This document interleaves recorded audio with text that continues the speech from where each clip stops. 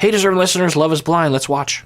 I'm not sure this is like a resolution kind of conversation. Oh, let's hug and pretend like nothing happened. Like, for me, this is not that. You know, this is a big thing. You know, before I left, I needed to separate and get by myself. And Okay, so it's one of those situations where they're dropping us into a conversation and we have to piece together what happened. It sounds like she left for a time. She says to get her thoughts together. Okay. just like get my thoughts together. I just don't understand how our superpower seems like it's not our superpower anymore. Our superpower is not there anymore. Is the superpower like their connection, their love, their passion for each other? I don't know. I feel like we had like such great communication, and I don't understand how 2 weeks before our wedding you drop this kind of bomb. Like I'm replaying and thinking of every conversation we've had where this could have been brought up, and I'm thinking, oh, so he revealed something and then she left, and now they don't have their superpower anymore, which I'm still wondering what that is. If I were to take a guess, it wouldn't be that he has a girlfriend, because she wouldn't be talking to him or she wouldn't be talking in this way. So it sounds like something that isn't inherently threatening to their relationship, but is a big deal. It could be that he was married before. It could be that he has a lot of debt. I'm just thinking of other situations that we've seen in the past. It could be that is bisexual. That's happened on the show before in the first season. That was revealed later on, and the person it was revealed to was like, wait, what else are you lying to me about? Or what else are you concealing from me or something? why? We're talking about joining a union, like merging lives. This is something I should have known before agreeing to say yes. Okay, I'm sure it'll come out, but I don't know why I'm playing this game. But merging lives, so that sounds like something in the present, which, again, the only thing I can think of is debt. Or he has a family member that's famously a criminal. I don't know. The last thing I would lose is your trust. Especially 2 weeks before marriage, when I've been running around here screaming how we're getting married. You've been running around here talking about how we're getting married, but you've also been running around saying how you want to have kids now. And it's like, whoa, how did you It's like, how did you...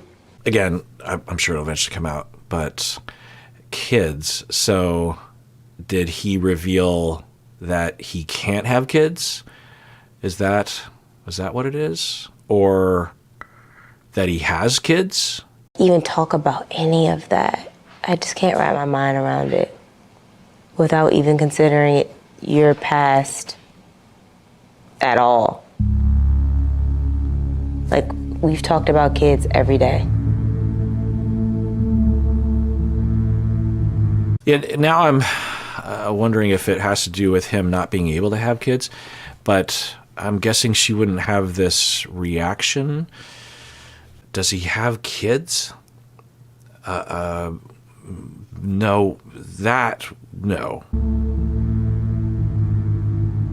It's not your kid. Kids. Yeah. Sounds like she's saying he has kids. You know, it's not your kid, meaning singular. It's plural. If that's what it is, yikes. How do you not tell people? Why would... Now, maybe he'll say, I, for a lot of complicated reasons, have not even seen my kids for the last 10 years, and therefore I was worried you would, or something, but it still wouldn't be an excuse. Yeah, Tyler hasn't This is I think this is literally the first drama we've seen between the two of them. I don't think there's any. They've only been, and they've been very convincing as dedicated and really in love and wanting to get married. So I wonder if that will help them get through this. But they are your kids. And it's with someone that you know.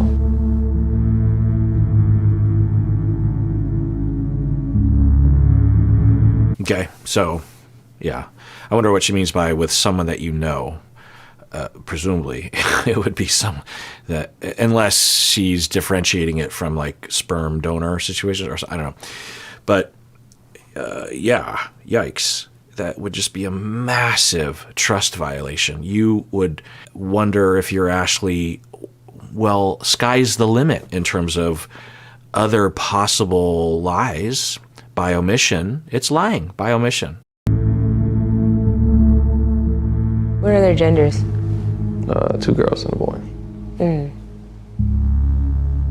Now that's what, 3 extra kids? Like, that's wild.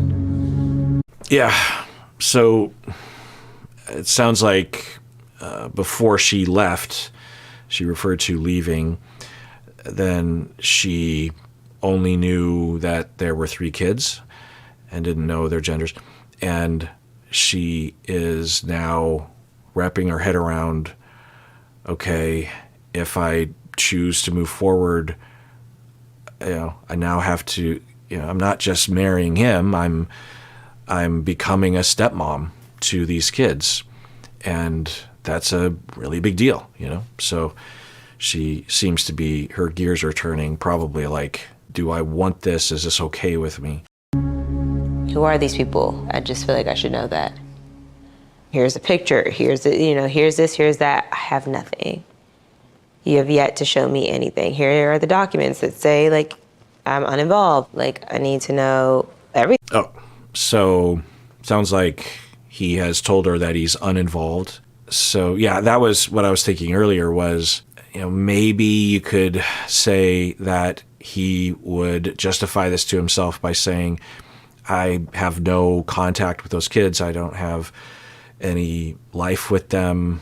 And there are circumstances that would not necessarily look bad for him, if circumstances led to them living in, but that certainly wouldn't be a reason to abandon your kids.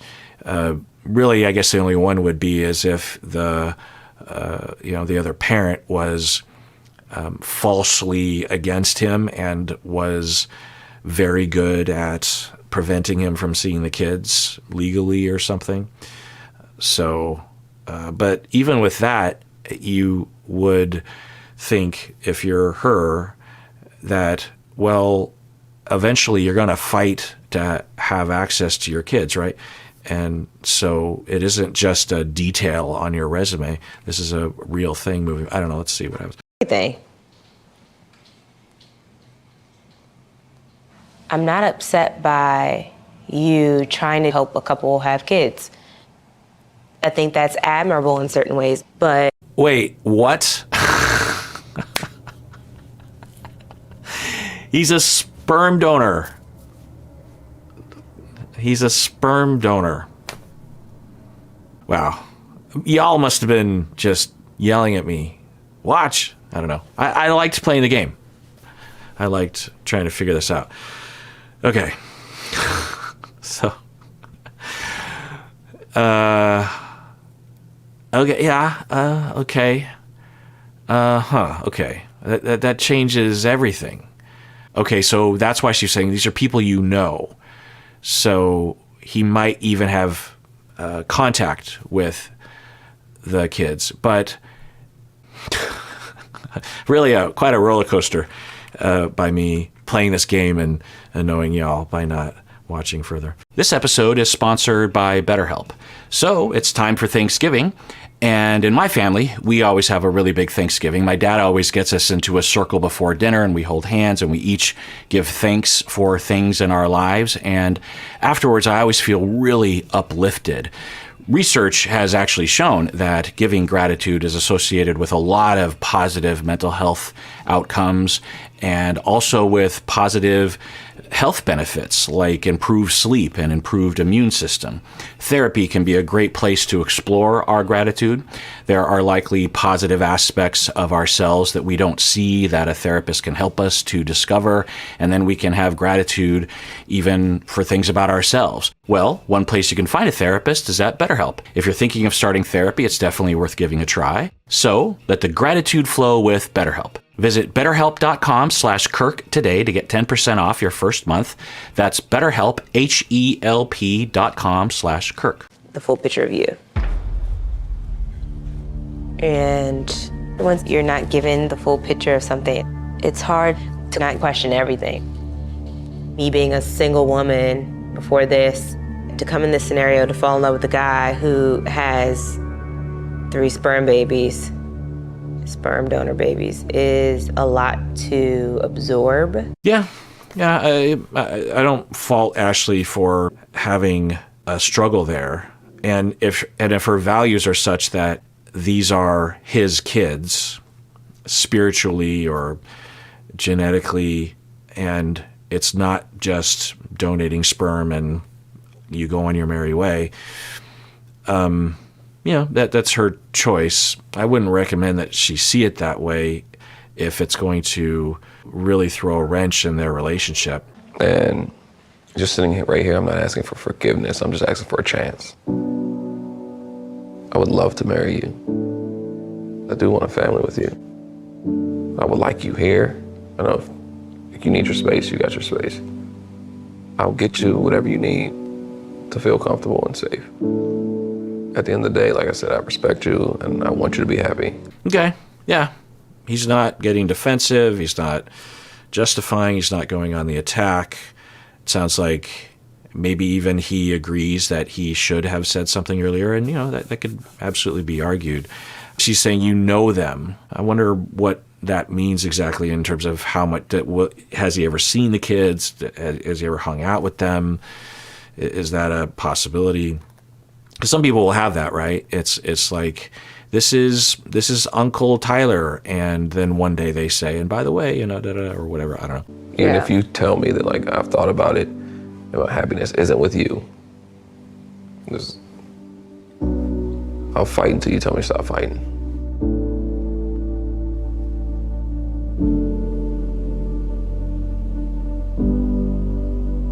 I wonder if before she left, they had a much bigger conversation and fight maybe, and he fought for himself. He's not doing that right now, which makes me think that he already has. I wonder where his head was at by not telling her. For a relationship or marriage, I don't know.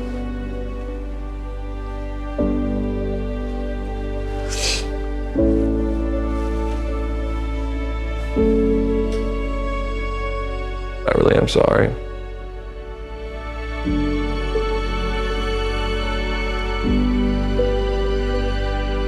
Yeah, we're not getting much detail, and if I just look at the communication, it's going really well. Ashley and Tyler are communicating in a very mature, constructive, differentiated, helpful way. This could go a lot of other ways that are destructive and defensive and attacking. Didn't see this coming, like I didn't see this coming at all.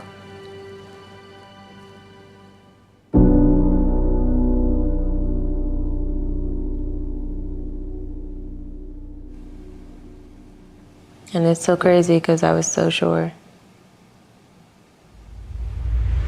Well, she's talking like it's over. It's in the acute phase, so maybe they'll recover. And then, whenever I have the subtitles on and the song interlude happens, the lyrics show up, and I pay attention, and it's just kind of funny how spot on the lyrics are. This didn't go how we planned it. I didn't know that he was a sperm donor, or something. Because I've been noticing the songs are just so on the nose regarding this scenario. This didn't go how we planned it. There's a hole inside my heart. I thought you were the one, I can't stand it. Yeah, there's a lot of narratives to this. And one is that he lied by omission, and I'd like, if I knew more information, I could ascribe to that point of view, and that he is a jerkface. Another is that the kids are much more actual. It's not just sperm donorship and then you move on with your life. Like these are kind of his kids and can be seen that way. We don't know more information. Another perspective is that he's a really great guy who donated his sperm to give other couples this wonderful opportunity to have kids, I'm sorry. I love you. Love you too. It's a good sign that they're hugging and saying that they love each other. So I hope that they're able to weather this storm.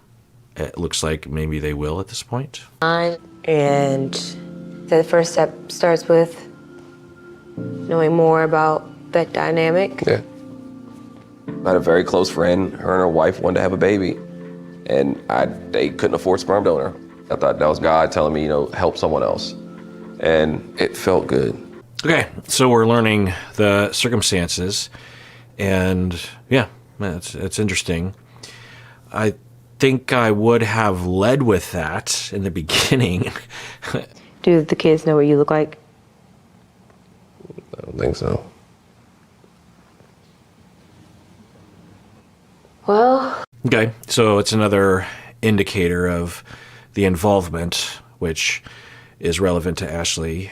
He's saying, I don't think that the kids know what I look like, which also implies that Tyler doesn't have a lot of communication with the parents about what the kids know or don't know, right? So I think what that says is, well, I don't know. I mean, maybe they showed the kids a picture of me, but we don't talk that often for me to, or we don't talk about that for me to know either way about that, I'm wondering why he didn't lead with this information, because it could have helped, The way that he was talking, what we saw on camera, the previous time they were talking, they were having a conflict about it. Although I'm wondering if this is a continuation.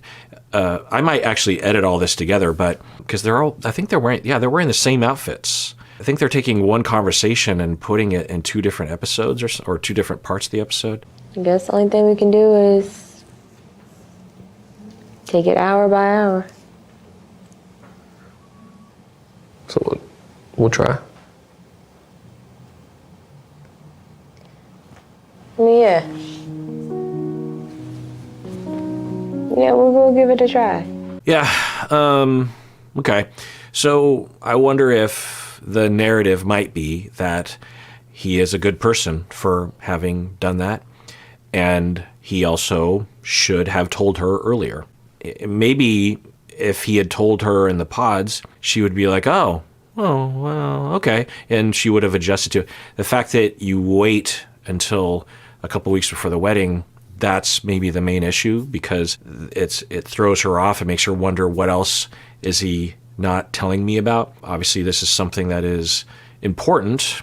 It's not like having his own kids. So I'm going to take a guess and say that he maybe has said or would say that he didn't say because, one, he didn't think it was super relevant, and two, he was worried that if he brought it up, it would complicate things and she would reject him. So that's not an excuse to withhold information, of course. All right, well, that's enough out of me.